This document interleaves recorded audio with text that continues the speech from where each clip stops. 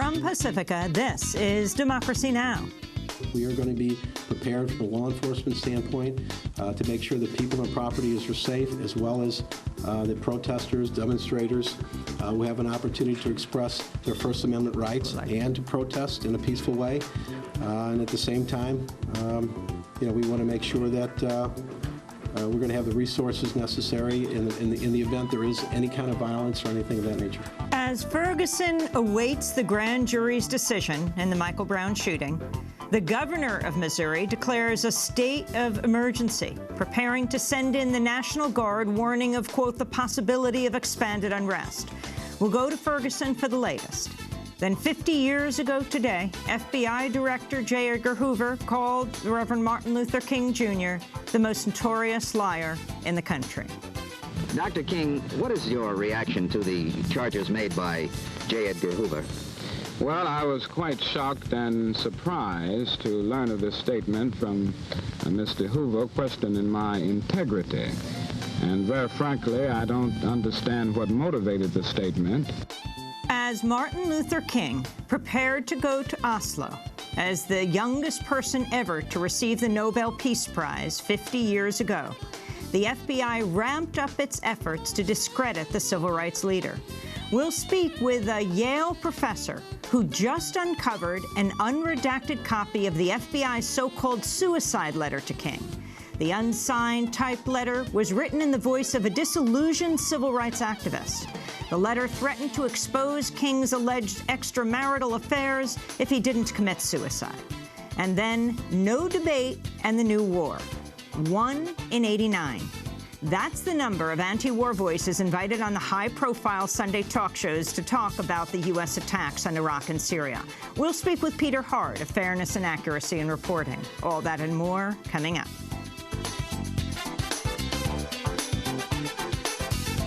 Welcome to Democracy Now!, democracynow.org, the War and Peace Report. I'm Amy Goodman. Missouri Governor Jay Nixon has declared a state of emergency ahead of the grand jury's decision on whether to indict the white police officer who killed unarmed African-American teenager Michael Brown.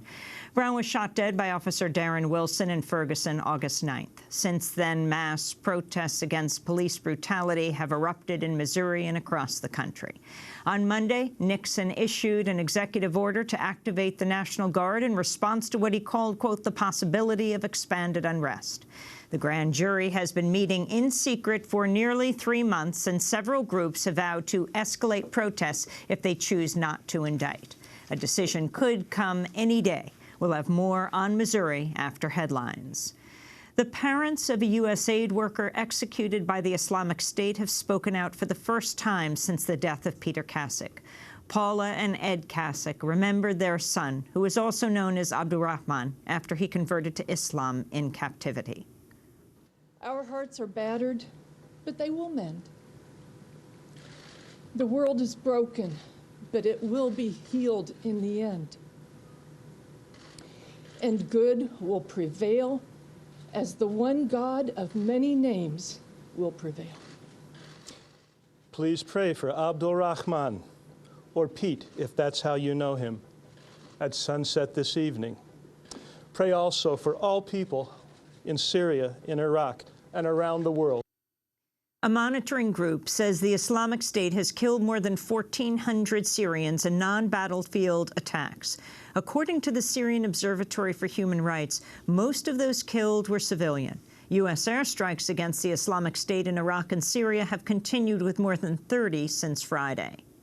In Jerusalem, 2 Palestinians wielding a meat cleaver and a gun attacked worshippers at a Jewish synagogue, killing 4 people before the attackers were shot dead. 6 people were injured. It was the deadliest such incident to hit Jerusalem since 2008. Israeli Prime Minister Benjamin Netanyahu has vowed to wage a, quote, harsh response, while Secretary of State John Kerry condemned the attack as an act of pure terror. The killings came a day after a Palestinian bus driver was found hanged in his vehicle in what Israeli authorities say was a suicide. The man's relatives say bruises on his body show he was murdered. A surgeon brought to the United States over the weekend after contracting Ebola in Sierra Leone has died, marking the 2nd Ebola fatality in the United States. Martin Salia was a native of Sierra Leone and a legal permanent resident of the United States. His wife, who lives in Maryland, reportedly paid $200,000 to fly him to the United States, but by the time he arrived, he'd been sick for nearly 2 weeks. Dr. Dan Johnson, director of critical care at Nebraska Medical Center, said Salia was critically ill when he was admitted. He had no kidney function. He was working extremely hard to breathe, and he was unresponsive. Within the first few hours of his arrival, we started running continuous dialysis, and within the first 12 hours, he had progressed to complete respiratory failure, requiring intubation and mechanical ventilation. Doctors said Dr. Martin Salia received the same treatments as other Ebola patients in the United States, including a dose of extremely rare experimental drug ZMapp. A new report accuses police in the Democratic Republic of Congo of summarily killing at least 51 youths and disappearing 33 others during an anti-crime campaign launched last year. Human Rights Watch says uniformed police dragged suspected gang members from their homes at night, then killed them. The latest round of nuclear talks between Iran, the United States, and 5 other world powers have opened in Vienna, Austria. The talks are aimed at reaching a deal over Iran's disputed nuclear program before a deadline next Monday. You can go to our website at democracynow.org to see our broadcast from Vienna talking about the nuclear talks. In the United States, Senate lawmakers are set to vote today on whether to advance a measure to rein in the NSA's dragnet surveillance programs. The USA Freedom Act, sponsored by Vermont Democratic Senator Patrick Leahy, would curb the bulk collection of telephone records by requiring the NSA to make specific requests to phone companies for a user's data, rather than vacuuming up all records in a given area. It would also create a panel to advocate for privacy rights before the secret Foreign Intelligence Surveillance Court. Major tech companies, including Facebook, Google, and Twitter, have backed the bill, saying it would let them provide more transparency about government demands for user data. Privacy groups have also backed the bill, despite seeing it as a compromise that could still leave room for abuses. The Senate's also set to vote today on a bill to approve the Keystone XL oil pipeline after the House took similar action last week. President Obama has signaled he may veto the measure, backed by Louisiana Democratic Senator Mary Landrieu, who faces a tight runoff for re-election. On Monday, protesters rallied outside Landrieu's home holding a sign that read, "Senator Landrieu, if you're not a climate denier, don't vote like one." The pipeline would carry carbon-intensive tar sands oil from Alberta, Canada, to the U.S. Gulf Coast, passing through states including South Dakota, where it would run through the Rosebud Sioux Reservation. Tribal President Cyril Scott of Rosebud has vowed to defend the reservation's borders against the pipeline, which he calls an act of war against our people. In Britain, a law student has been convicted on a terrorism charge following a trial that was largely conducted in secret. Errol Insadal was found guilty of possessing a bomb-making document last Tuesday, but a judge barred the media from reporting the verdict till Monday. Much of the evidence against Insadal was heard in secret after prosecutors cited national security concerns. In Athens, Greece, tens of thousands of people marched to oppose austerity and commemorate the 41st anniversary of the student uprising against Greece's military dictatorship. The demonstrators, policed by some 7,000 officers, marched on the U.S. Embassy to protest U.S. backing for the dictatorship, which lasted from 1967 to 1974. Protester Dimitris Papoulias said 4 decades later, the legacy of the student protests continues. Some 40 years later, the message from the Polytechnic is still alive, because then there was an junta, and today we are imprisoned by the euro, the European Union, the IMF, and all these unpopular measures that have degraded the middle class and the youth. They have made us poor. Colombia has suspended talks with Farc rebels and launched a massive search after the rebels kidnapped an army general. The kidnapping over the weekend marks the first time the Farc has taken a general hostage. General Ruben Dario Alzate had reportedly entered the area in civilian clothes to visit an energy project. Talks aimed at ending the 50-year conflict with the Farc were due to resume today, but Colombian President Juan Manuel Santos suspended them and ordered the rebels to release the general and 2 other people who were captured with him. The environmental group Greenpeace says one of its activists had her leg broken and 3 others were also injured after a confrontation with the Spanish Navy during a protest against oil exploration off the Canary Islands. Video footage shows Spanish Navy vessels ramming into the Greenpeace dinghies. Greenpeace spokesperson Julio Barea said the Navy's response shows the power of oil firms like the Spanish company Repsol, which is exploring for oil in the area. It was disproportionate. We didn't expect that from state forces. But I repeat, it shows how the government supports the interests of a multinational like Repsol and disregards the activist groups in the Canary Islands, environmentalists, the government of the Canaries, and the Spanish society in general. A new report finds the number of homeless children in the United States surged 8% last year to a record high of 2.5 million. That means 1 in 30 kids in the United States are homeless. The National Center on Family Homelessness says the crisis has reached epidemic proportions, fueled by factors like racial inequality, domestic violence, and a lack of affordable housing. In Philadelphia, an undocumented mother of 2 U.S. citizens has taken sanctuary from her deportation order inside a church. Angela Navarro, whose children are 8 and 11, is among millions of people who could potentially benefit if President Obama issues an executive order to end his record deportations. According to the faith-based group New Sanctuary Movement, Navarro is the 9th immigrant nationwide to take sanctuary in a church after receiving a final deportation order, and the first on the East Coast. Time magazine has apologized for including the word feminist on a poll of words that should be banned in 2015.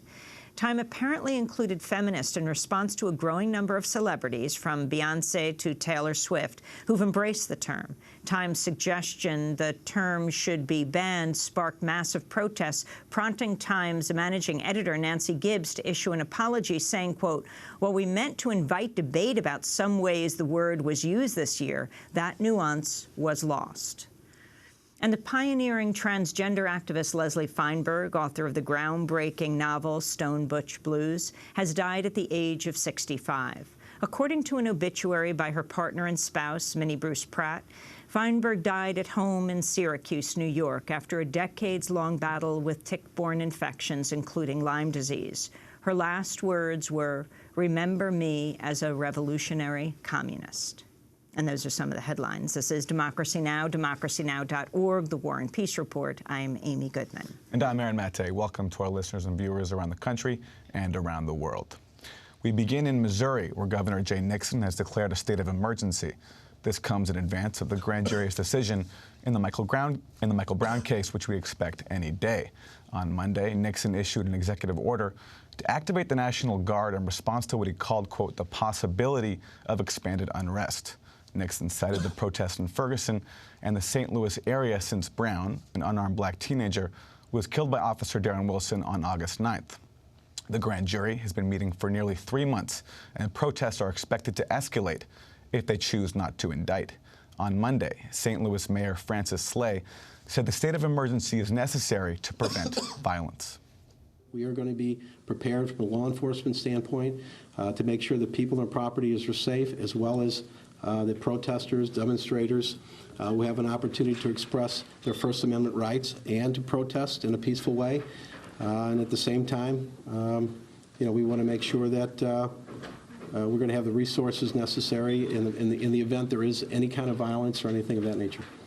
But while state officials say they fear violence, protesters say they fear a return to the crackdown that turned their community into a war zone.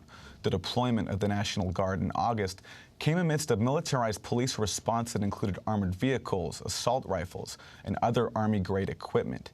In anticipation of new unrest, more than 1,000 officers have recently undergone some 5,000 hours in training on crowd control.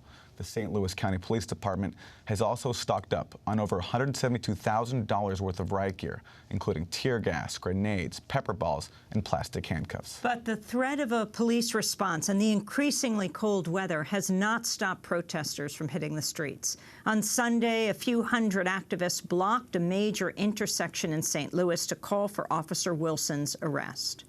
For the injustices that we have suffered due to the oppressors over many years, hundreds of years. Enough is enough. It ends here. It ends with us here in Ferguson. The point won't be made until that cop is indicted. The point won't be made until justice is served, until we can stop the number of black men laying in the street. That's when our point will be made. Well, as the grand jury nears a decision and all sides prepare for the unknown under a state of emergency, we're joined by two guests. Here in New York, Jeff Smith is with us, assistant professor of urban policy at the New School, a former Missouri state senator from St. Louis. His new book comes out this week as a Kindle single titled Ferguson in Black and White. And joining us from St. Louis is Monte Simmons, chair of the St. Louis-based Organization for Black Struggle, a key organizer in the movement that's emerged since Michael Brown's killing. The Organization for Black Struggle is one of around 50 groups in the Don't Shoot Coalition, which has just proposed new rules of engagement for St. Louis police. Well, Montego, why don't we start there? What are those rules of engagement you've proposed? They start just with basically treating the protesters as a human.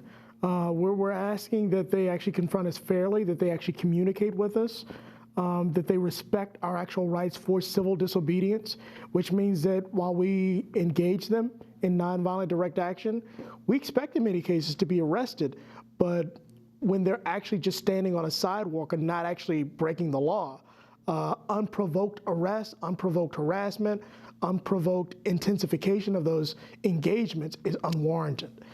There's actually a list of 19 different rules of engagement that we've actually proposed for them. And so far, they've actually been amenable to most of them. We're actually just pressing for a level of accountability. And more so than from the police, we're actually looking for it from elected officials. Well, Montego, the response you got Monday was the state of emergency from Governor Jay Nixon. And let's go to a clip of him. On Monday, he held a conference call with reporters to discuss his action. Matt Sledge of the Huffington Post asked Governor Nixon if he's now responsible for how police respond should protests erupt after the grand jury's decision. Well, Nixon struggled with his answer. Given that you've declared the state of emergency and you put the highway patrol on the unified command, does the buck ultimately stop with you when it comes to how any protests are policed? Well,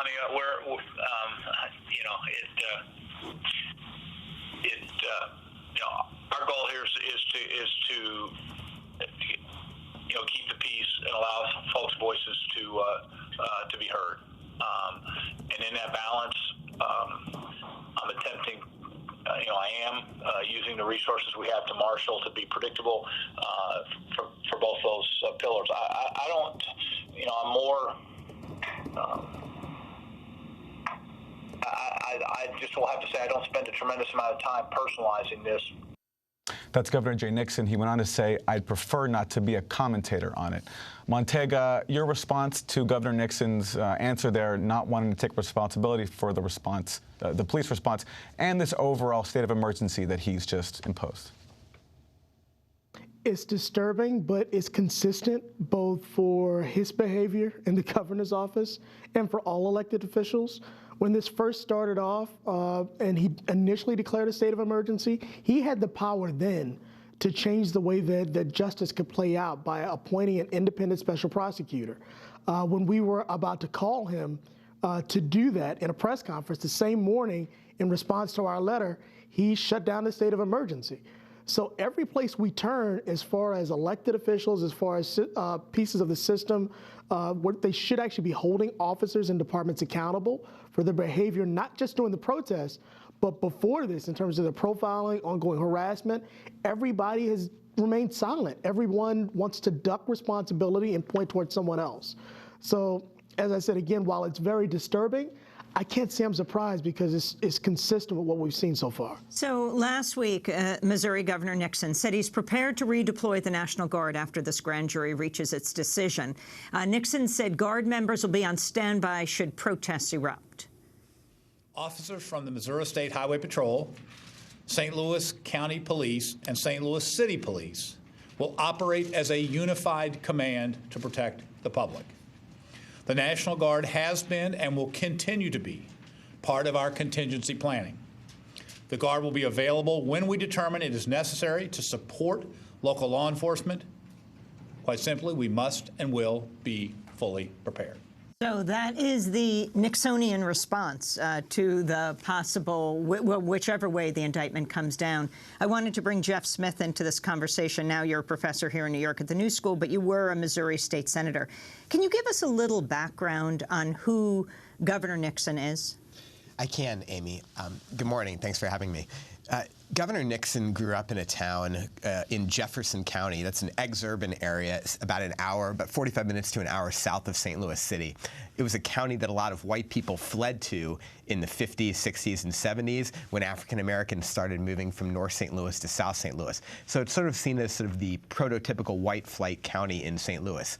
He was a conservative Democratic state senator in the 80s, in the mid-1980s, pro-gun, strongly pro-life. And then when he ran for attorney general in 1992, he actually ran as a candidate who opposed the school desegregation program that allowed for voluntary busing of students from St. Louis City to St. Louis County, black students to mostly white schools. So he has a history of being a very conservative Democrat, a strong law and order guy, 16 years as Attorney General. They used to call him the Eternal General instead of Attorney General.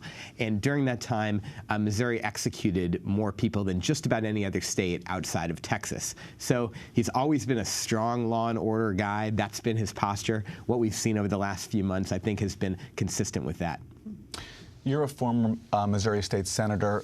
What kind of political reform do you think is needed there in the aftermath of Michael Brown's death? I think there's a lot of reforms needed. The first thing that's needed is a rule or some new statute that reduces the percentage of municipal revenue that can be brought in from traffic stops. Right now, a lot of the municipalities in North St. Louis County are bringing in as much as 30, 40, even 50% of their annual budget just from stopping people and getting fines from that. And that's ridiculous. So we need Ferguson at the time showed this chart that they are off the charts in the entire country on this. They're absolutely a huge outlier in that, and they're also a huge outlier in the number of warrants that they have outstanding. You know, in a lot of these North County municipalities, such as Ferguson, there are more warrants outstanding than there are residents living in these towns. Again, ridiculous. So the first thing we need to do is reduce the percentage of revenue that can be garnered from traffic stops. Second, we've got to make sure that these police forces look like the people they're policing. Right now, people have seen the statistics. Just 6% of the police force in Ferguson is black, and nearly 70% of the population. So you've got this huge disconnect between the power structure and the people enforcing the laws from the residents who actually live there, and that's a recipe for disaster.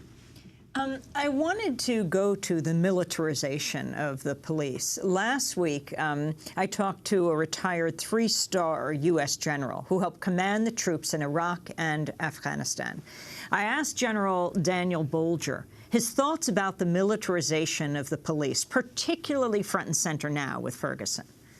As an American citizen and a soldier, is very disturbing.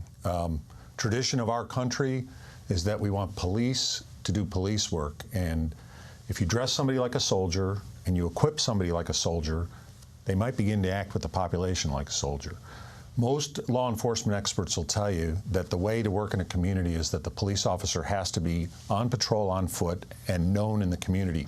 And people have different relations with the police, but certainly a man or woman on foot in a police uniform, you know who that person is, and they know who the people around them are.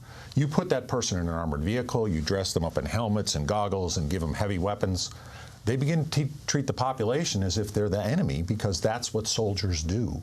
That is General Daniel Bulger. And Monte Simmons, I wanted to get your response to his critique of using police as soldiers. I mean, he has commanded many in his lifetime, and he says this is a key error in Ferguson. For a long time, we talked about policing in St. Louis. We talked about it as a situation where folks feel like they're under occupation. So yeah, I think his analysis is dead on. Like, of the 5,000 hours of training that they did this past week, how many hours of that were really focused on community engagement? on identifying and recognizing people in the community. While they're actually charged. Actually, this is a key point when you talk about these 5,000 hours where they were training. How much effort has been made by the mayor of Ferguson, by the governor, by the police, to reach out to community and to community leaders right now in this very critical, tense time? Very, very little. We've been working hard to make certain, especially as we build toward the actual verdict, that we are engaged, and we've done several levels of outreach with very minimal response. I mean, often they respond more quickly through the media than they do to us directly. It's an unfortunate truth, but this has kind of been the way it's been even prior to August 9th. It's like when there's been police brutality or someone has been executed, it's taken massive amounts of time and effort just to get legitimate response. Part of what we're fighting for is a different kind of engagement in policing that interweaves civilian accountability through at least all 5 areas, from recruitment, hiring, to training, to their accountability mechanisms and their ability to advance. There have to be some levels of actual community engagement and a higher level of accountability that may involve the Department of Justice. Montega, as we await this grand jury decision, protests have continued, and obviously you've been preparing for more. Can you walk us through, for those of us who aren't there, how you organize, what these meetings look like? There have been a couple of different types of meetings because, like, you know, this weekend we just passed 100 days. Remember, this is a community that's still in mourning. This is a community that's lost a child.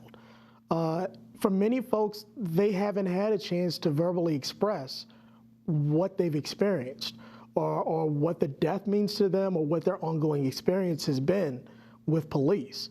The mass meetings give them a space to both express that, but to also engage in some form of understanding what could happen when the verdict comes down and where they can actually go for safety, what this could look like.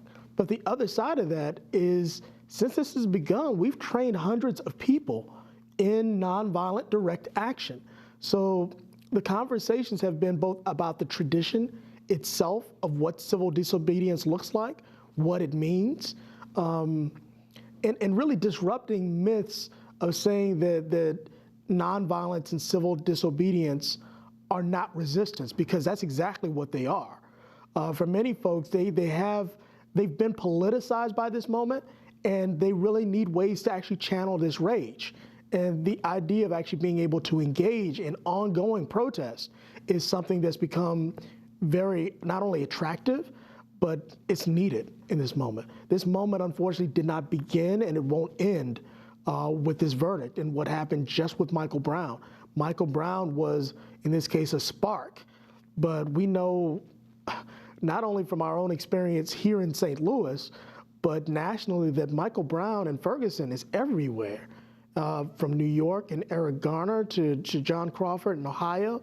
This is a national phenomenon. And I think you're going to see protests not just here in St. Louis, but throughout the country. The parents of Michael Brown spoke Friday after they returned to the United States from meeting with the United Nations Committee Against Torture in Geneva about their son's death and community relations with police. This is Michael Brown's father, Michael Brown Sr., followed by his mother, Leslie McSpadden.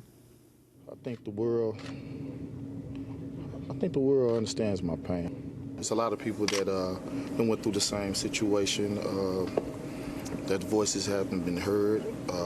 I'm out to speak for everyone that has been through police brutality and the help. Just everyone that can't speak, that doesn't have a voice. This is just not a year or 2 years. This is hundreds of years this has been going on. I hate that happened to my son, but it must stop with my son. That's Leslie McSpadden and Michael Brown Sr. in Geneva as they spoke before the UN Council Against Torture. Jeff Smith, you went to high school with Leslie McSpadden, with Mike's mom? I did, and her older brother as well. And so can you talk about that community, the community that you both came out of? Well, we came out of a community called Olivet, which is one of the few relatively integrated communities in St. Louis County.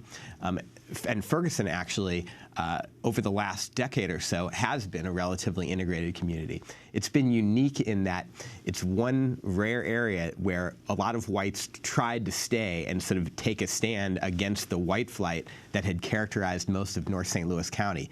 But unfortunately, it didn't work very well. The population of Ferguson went from about 75% white in 1990 to about 70% black in 2010. And that flight helps account for this huge disconnect between the power structure and the actual residents, because the political representation just hasn't caught up with the rapid demographic changes. So how does that change now? How will that change now? Yeah. Well, it remains to be seen. There's a few reforms, I think, that could help. Number one would be changing the municipal elections from the springtime to the fall, when turnout is much broader. Number two, you're going to have to get, everybody in these communities registered. You've got, again, this demographic change means that a lot of the older people in this community are white, the younger people are black. And it doesn't matter whether you're white, black, green, or purple in this country, older people are much more likely to turn out to vote than young people. So that's another structural issue they're dealing with. It's very interesting. It just came out in the past few weeks, the issue of this no-fly zone. Local authorities in Ferguson have privately conceded they sought a no-fly zone to limit media coverage of the protests that erupted after the killing of Mike Brown. The federal government granted the request to bar all flights around Ferguson, including news helicopters, on safety grounds. But in new audio recordings obtained by the Associated Press, a federal official says, quote, they finally admitted it really was to keep the media out. So now we learn this about the no-fly zone, and I want to put this question to Montega. But we also have other video that have come out, that have selectively been released, stories about Mike Brown, and then the Darren Wilson, this video that has come out of him leaving the police station and going to the hospital. Newly released footage also shows Darren Wilson threatening and arresting a resident for filming him last year. The video posted to YouTube shows Wilson after he arrives at a home to serve a summons.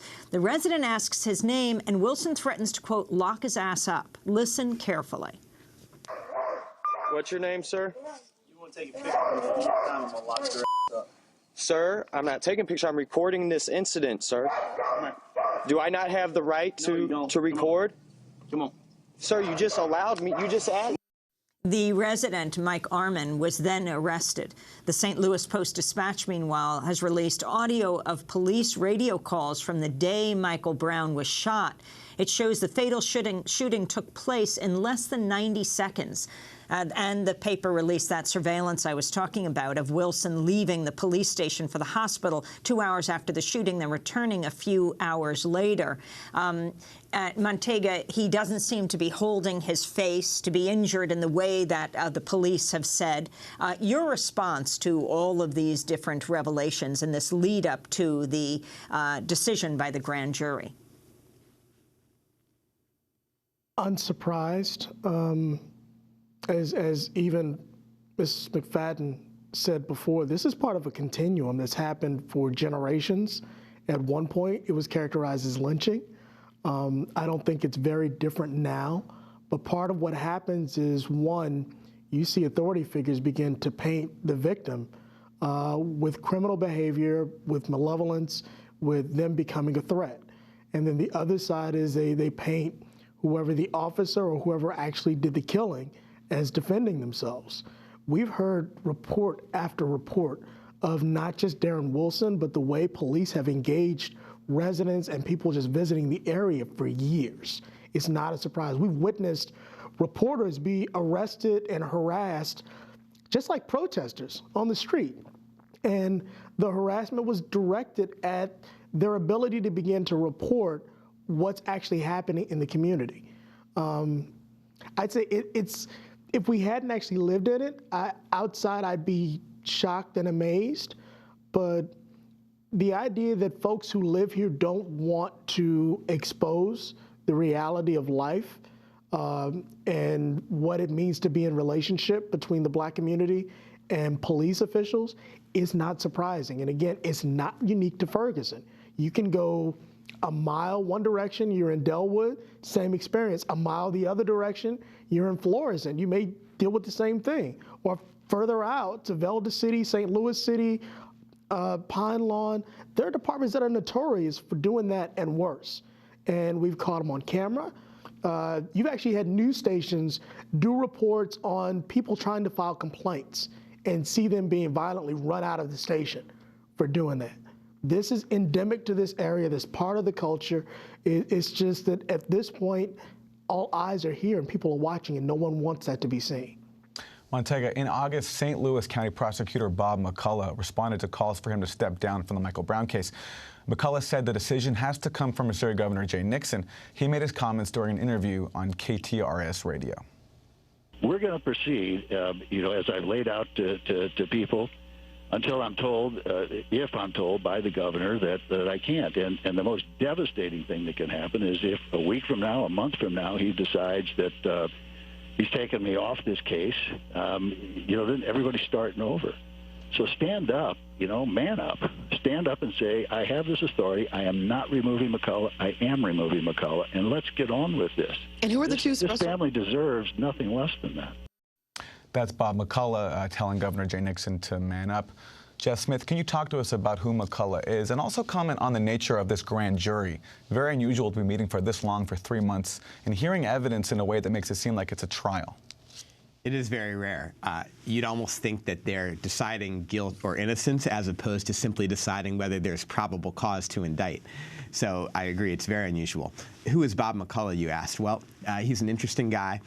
He has a father who was shot and killed in the line of duty by a black man several decades ago. A lot of people in the black community believe that that colors his opinion. And if you look at his history, I think there's some evidence that would suggest they're right. There was a case, I believe, in 2001 where undercover cops shot and killed two drug suspects. One of them, there was no evidence that he was involved in anything, and I believe there were 21 shots that killed this man. The undercover cops said that the suspected drug dealers were driving a car at them and threatening them, but the forensic evidence didn't bear that out, and even other police on the scene said that wasn't true, and yet McCullough did not prosecute that case. That's really the root of a lot of the distrust that a lot of people in the black community have for him. And finally, Montega, preparations for both sides for if there is an indictment against Darren Wilson, as well as if there isn't. Do you think there is that possibility? Most of us at this point, and you refer to the way the grand jury is played out, don't hold a lot of faith that there would be an indictment. Even if there would, I think our preparations have to be the same. We're in a long-term struggle for systemic change and transformation. We need something very different than the type of policing that we have right now. And what we've seen is that there's no place inside the system to turn for justice, not even from our elected officials. That the only way that we've actually been able to receive response, let alone the opportunity for change, is nonviolent direct action. So in any case, we're going to keep training. We're going to keep folks in the streets. We're going to keep pushing until we actually see something very different. Monte Simmons, I want to thank you for being with us. Organization for Black Struggle is his organization, speaking to us from St. Louis, and Jeff Smith with us here. He's in New York now, assistant professor of urban policy at the New School, but he's a former Missouri state senator from St. Louis, and his new book is out this week as a Kindle single. It is called Ferguson in Black and White. When we come back, it was 50 years ago today that the head of the FBI, J. Edgar Hoover, called Dr. Martin Luther King, the leading civil rights activist in this country, a liar. Today, we're going to bring you a Yale professor who found, to say the least, some incriminating information about the FBI in a standard search she did of J. Edgar Hoover's files in his office. Stay with us. Two-thirds a person, rapings and beatings and Suffering that worsens, like human packages tied up in strings. Black rage can come from all these kinds of things. Black rage is founded on blatant denial, squeezed economics, subsistence survival, deafening silence and social control. Black rage is founded on wounds in the soul. When the dogs bite, when the bee sings, when I'm feeling sad, I simply remember all these kinds of things, and then I don't fear so bad.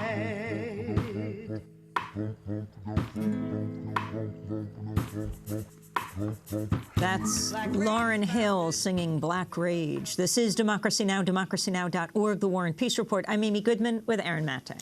It was 50 years ago today, FBI Director J. Edgar Hoover made headlines by calling Dr. Martin Luther King, quote, the most notorious liar in the country. Hoover made the comment in front of a group of female journalists ahead of King's trip to Oslo, where he received the 1964 Nobel Peace Prize, becoming its youngest recipient. While J. Edgar Hoover was trying to publicly discredit King, the agency was also taking covert action. The FBI sent King an anonymous letter threatening to expose his extramarital affairs. The unsigned, typed letter was written in the voice of a disillusioned civil rights activist, but it's believed to have been written by one of Hoover's deputies, William Sullivan. The letter concludes by saying, quote, King, there is only one thing left for you to do. You know what it is. You are done. There is but one way out for you. You better take it before your filthy, abnormal, fraudulent self is bared to the nation. One paragraph of the letter hints an audio tape accompanied the letter. It reads, quote, no person can overcome the facts, not even a fraud like yourself. You will find yourself and in all your dirt, filth, evil, and moronic talk exposed on the record for all time. The existence of the so-called suicide letter has been known for years, but only last week did the public see the unredacted version. Our next guest found the full letter while researching Hoover's personal files. Beverly Gage is a professor of American history at Yale University. She's working on a book about J. Edgar Hoover called G-Man. Her recent piece in the New York Times Magazine is headlined, What an Uncensored Letter to MLK Reveals. She's joining us from Yale University in New Haven, Connecticut. Professor Gage, welcome to Democracy Now! Tell us exactly what you found and how you found it. Well, as you mentioned, I'm writing a biography of J. Edgar Hoover, and this summer I was in Washington doing some research at the National Archives. And at the National Archives, they now have a pretty full edition or copies of Hoover's official confidential files, which were sort of the secret files that he kept in his own office. And most of them are about major public figures.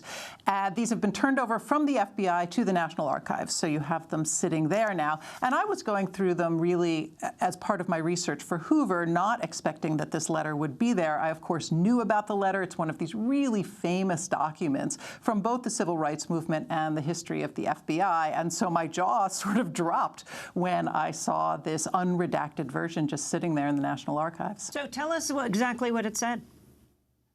It's a very threatening letter. It has sort of two pieces to it. One are these kind of vague threats that you mentioned. King, you've got to do something. You've got to take action. You're a fraud. Take yourself out of public life.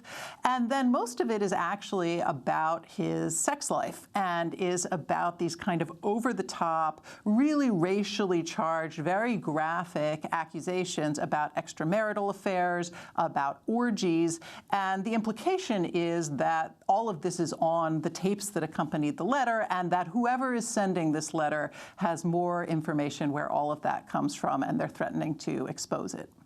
And can you talk about the context here, why the FBI, Hoover especially, was targeting King, and what surveillance tactics they employed in going after him?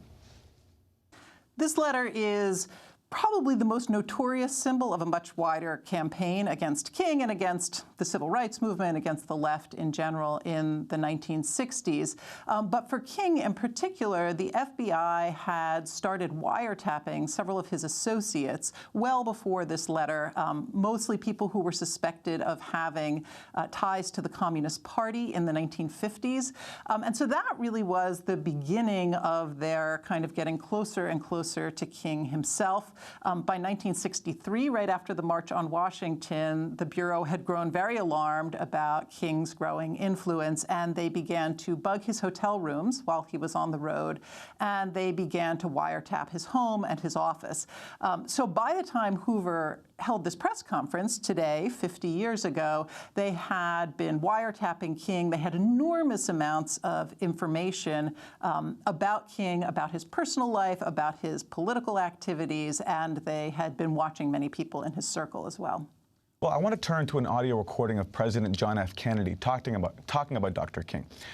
President Kennedy made these comments during a meeting about the civil rights movement on May 20th, 1963.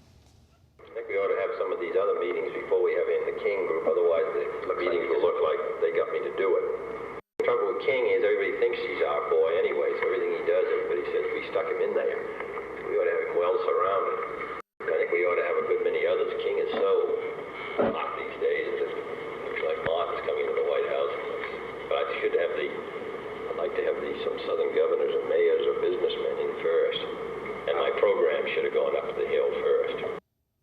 So it's hard to hear, so just to repeat some of the key words, Kennedy says, the trouble with King is everybody thinks he's our boy. King is so hot these days, it's like Marx coming to the White House. When we talk about FBI surveillance of Dr. King, J. Edgar Hoover is sort of the face of it, and that's justifiable. But he had authorization. He had authorization from President Kennedy and President Kennedy's brother, Robert F. Kennedy, the Attorney General, who signed the wiretap order. Kimberly, can you talk about how the Kennedys were involved in targeting Dr. King?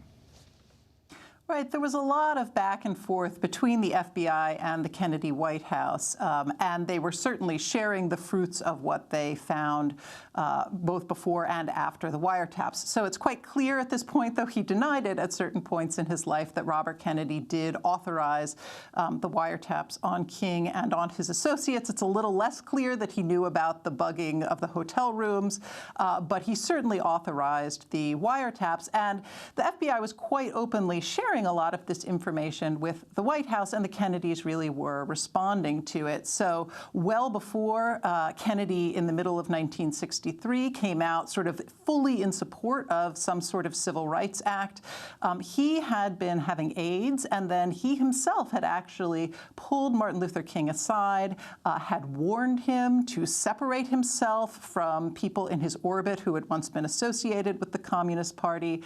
The FBI thought some of them were still secret members of the Communist Party, or maybe even Soviet spies, and the Kennedys were very, very responsive to that sort of information. And the Kennedys were also part of a Democratic Party that was very reliant on the votes of the Solid South at this point. They were very politically cautious around civil rights, and so between these kind of secret information that's being passed and then these political concerns, they were really very cautious about their relationship with King. Moving on from Kennedy to Johnson, the journalist, New York Times reporter Tim Wier writes about this period, November 1964, when this letter came out, or was written, in his book Enemies, A History of the FBI. Wier writes, Hoover held a highly unusual press conference, calling a group of women reporters into his office and proclaiming that King was the most notorious liar in the country. LBJ, conferring with FBI Director DeLoach 2 days later, expressed a degree of sympathy of Hoover's position. LBJ said he knows Martin Luther King. He went on with a low chuckle, I mean, he knows him better than anybody in the country. Professor Gage. Well, Hoover and Lyndon Johnson were actually very good friends. They had been neighbors in the 40s. They lived on the same street. And so they were both people who loved to kind of trade in secret information. So, you have this very odd situation in which Lyndon Johnson is simultaneously kind of publicly championing the Civil Rights Act, publicly championing a lot of civil rights activism in the middle of 1964. But in these much more private conversations, they're making jokes about King, particularly about his extramarital affairs, which the FBI had really started finding out about in sort of 63, 64. This is the kind of gossip that certainly Lyndon Johnson, Deke DeLoach, who you mentioned, and Hoover himself liked to share. So you have a real disconnect, both on the part of the FBI, but also on the part of the White House, between what it is that they are saying publicly during these years and what it is that they're talking about in private. Well, after J. Edgar Hoover called Dr. King, quote, the most notorious liar in the country, a reporter asked him for his response. This is a clip. Dr. King, what is your reaction to the charges made by J. Edgar Hoover? Well, I was quite shocked and surprised to learn of this statement from Mr. Hoover questioning my integrity. And very frankly, I don't understand what motivated the statement. So that was Dr. King. Professor Gage, can you talk about what King did when he received this letter? It was actually after he came back from Oslo, right? Was he alarmed by it? Did they understand who it was from? So the press conference that you were showing King's response to was 50 years ago today, so November 18th. And right after that is when the FBI actually sent off the letter and the tape. And however, King didn't get it until about a month and a half later. And between that moment, there are a couple of things that happened. The first is that Hoover and King actually had sort of a public, oh, sorry about that, really, we're getting along now, sort of public meeting in Hoover's office. King went off. He received the Nobel Peace Prize. And when he came back, he found this letter and this tape waiting for him. He knew almost immediately when he received it that it was not just some anonymous person sending him this package, but he recognized pretty quickly, as did an inner circle of his confidants, that this has come from the FBI. He understood it as a threat. There's some evidence that he obviously was quite alarmed by this, but that it actually sank him into a certain amount of depression and alarm about what was going to come next. But he actually never spoke publicly about the letter, about the package, and it wasn't public knowledge until the 1970s, after King had been assassinated and after Hoover had also died. We're going to end with the words of Dr. King when he was in Oslo. I was just in Oslo last weekend talking about this 50-year-ago moment. Dr. King was the youngest recipient of the Nobel Peace Prize at this point. He comes to Oslo and he delivers his address, and you get a sense of the horror that is going on in this country from his first words. This an excerpt from his Nobel acceptance speech, December 10th, 1964. I accept the Nobel Prize for Peace at a moment when 22 million Negroes of the United States are engaged in a creative battle to end the long night of racial injustice. I accept this award on behalf of a civil rights movement which is moving with determination and a majestic scorn for risk and danger to establish a reign of freedom and a rule of justice. I am mindful that only yesterday in Birmingham, Alabama, our children crying out for brotherhood were answered with fire hoses, snarling dogs, and even death. Dr. Martin Luther King, 50 years ago, December 10th, 1964, delivering his Nobel address in Oslo, Norway.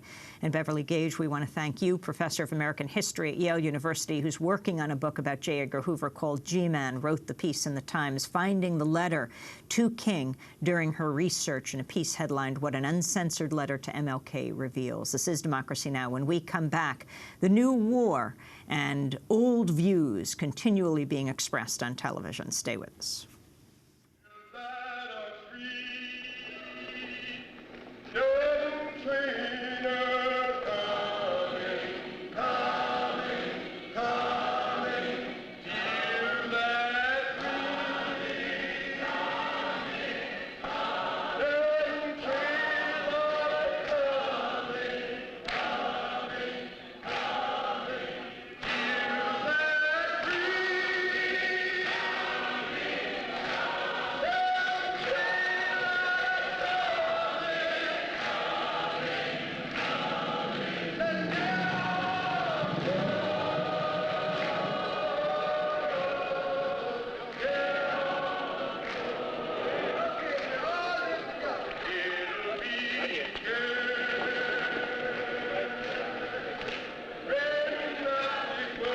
Freedom, the song heard in the film King, a film record, Montgomery to Memphis. This is Democracy Now!, democracynow.org, The War and Peace Report. I'm Amy Goodman with Aaron Matte. Well, a new analysis of corporate TV news has found there was almost no debate about whether the U.S. should go to war in Iraq and Syria.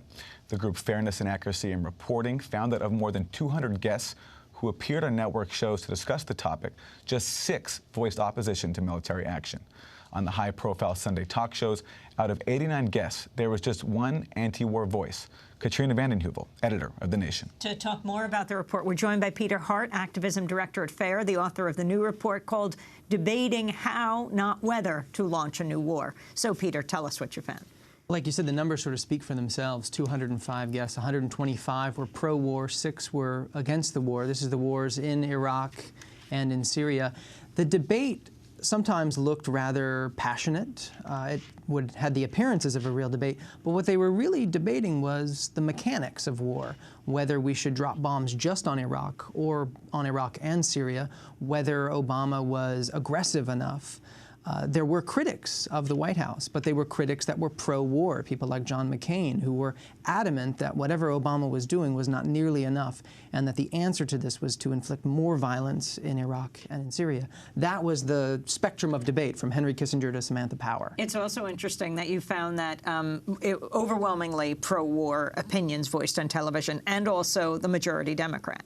Yeah, you know, you have the Democratic Party in the person of Barack Obama, and then his affiliates inside the White House were on TV to make the case for war. But there was never a consideration to present anti-war opinions to oppose those ideas. As Chris Matthews said on MSNBC's Hardball, everybody is for drone strikes, everybody is for airstrikes with this war. There is an acknowledgement there's no need to have a debate about whether the country should go to war. It's a decision about what kind of war we should be waging. What's amazing is we still see on corporate television this preponderance of voices who supported the Iraq war. Is there any effort to engage the networks on why they keep having these guests back? I think people ask this question all the time because it's just an obvious one.